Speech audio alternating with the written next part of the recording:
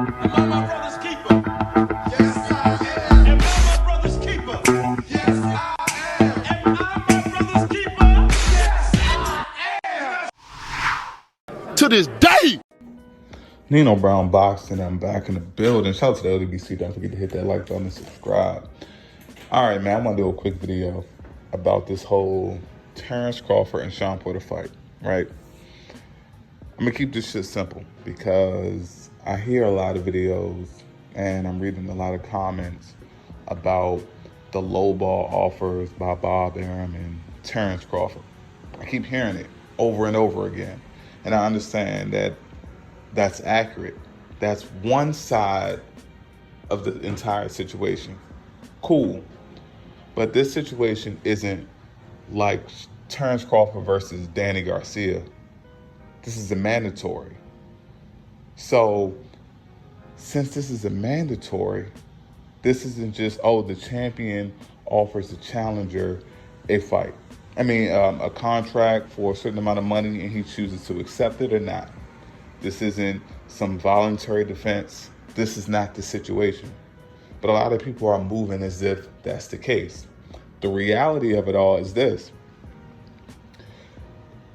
If Shawn Porter is going to exercise his WBO mandatory, they can either A, come to an agreement on what Shawn Porter is going to get paid, or B, it can go to purse bid.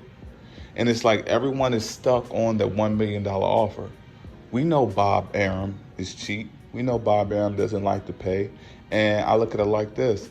Bob Arum, he can decide who he wants to pay and how much he wants to pay the opposition. That's his choice. This situation is unique because you have the option of the purse bid. The big thing that everyone seems to be ignoring, the one thing that's extremely common when it comes to all this shit. If you don't know, the WBO split is 75-25. I don't know how much Shawn Porter wants, but I know he doesn't want $1 million. So just for the sake of the discussion, let's say Shawn is okay with $2 million. The PBC and fans that are pro PBC, I like the PBC, they put on great cards. But I can't pretend like I don't know shit just to push who I prefer. I gotta be a realist about it. Like, I'm a boxing fan, so if the PBC is gonna put on the fight, if Top Rank is gonna put on the fight, I truly don't give a fuck. With that being said, the PBC, everyone talks about the numbers that they put up. They talk about the Charlo numbers, they talk about Wilder's numbers, they talk about Earl Spence numbers, they talk about they got Manny Pacquiao and all of this shit. Great. Well, if they're putting up numbers like that, that mean they got the bag. So, if that's the case, PBC, Shawn Porter's your guy. Everyone wants to talk about how Bob Arum isn't taking care of Terence Crawford and he's doing him dirty. Fine. Set the example. Show Terence Crawford how it is to be on the PBC side. If Shawn Porter, let's say his minimum is $2 million, put out a purse bid for $8 million. Shawn Porter gets $2 million, Terence Crawford gets $6 million.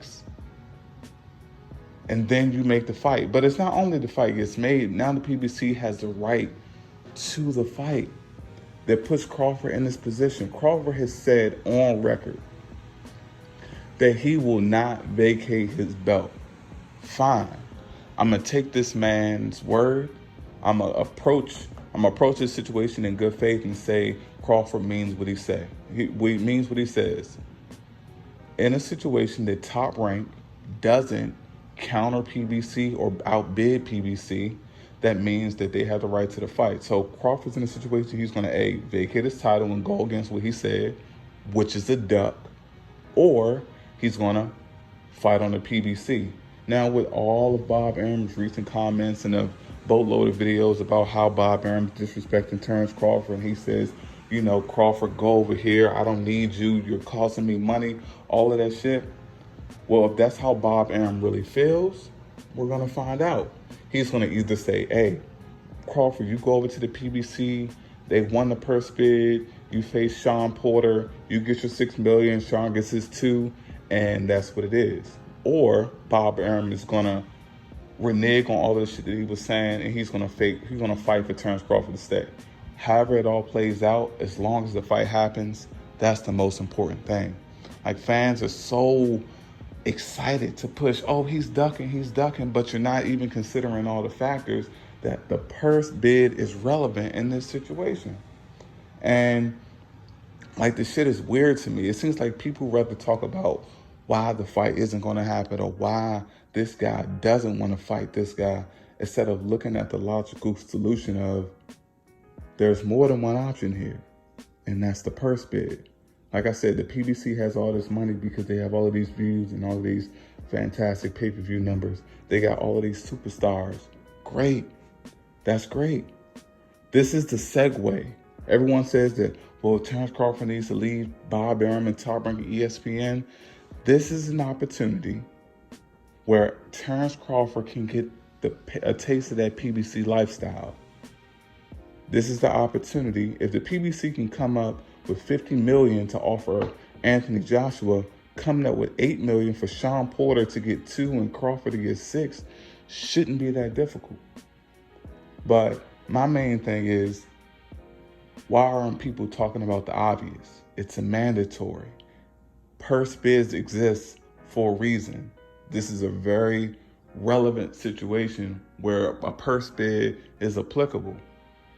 So that's just my take. I mean, whatever the number is that Shawn Porter is comfortable with, whether it's 2 million, 3 million, 4 million, 5, whatever the case is, you make whatever number that Shawn Porter wants 20% or 25%, and Crawford gets the other 75. PBC, if they got the bag and they doing all of these numbers, well, this is the opportunity to flex. My thing is, it just doesn't make sense that people is ignoring that key factor is in this entire situation. And like I said, if Terence Crawford decides that they lost the purse bid, the PBC has rights to the fight, and he's not going to face Shawn Porter, he's going to vacate his belt, that is a blatant duck. It doesn't get any more clear than that. It doesn't. So we'll see how all this shit plays out.